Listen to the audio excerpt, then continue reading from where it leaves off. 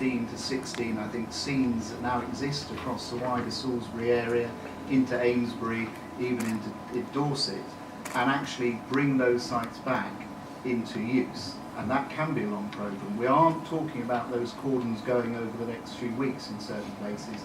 It could be months. So again, when we look at the health and well-being, how do we reassure the public over this time with messages around, you know, what actually is happening?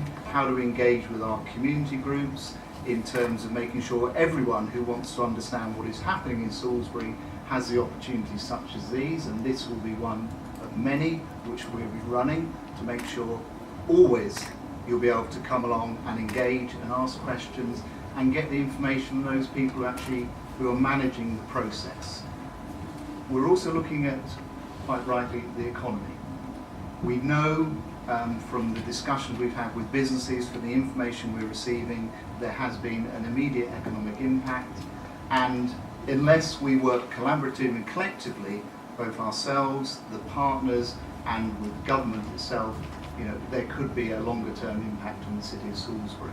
So the recovery plan is very much thinking about what do we need to do immediately, what do we need to do in the medium term, what do we do in the long term. Now, if you look at the structure, we are reporting up to COBRA, and if anyone has ever wondered, that's the Cabinet Office Briefing Room A is COBRA, so where it meets. So, but also a ministerial panel has been put in place by government to ensure that all the ministries of government are coordinated in supporting the recovery locally. So government will be with us as long as this process takes, and that sounds very important, and John's certainly been pushing for that, and, you know, being somewhat of an architect behind this. So we've got that top cover from government.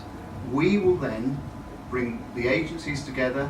The plan is now in place, and what we're doing now, starting tomorrow, we're engaging with the business communities, the community groups, the environmental groups, the other parts of the wider community of Salisbury to actually develop that plan.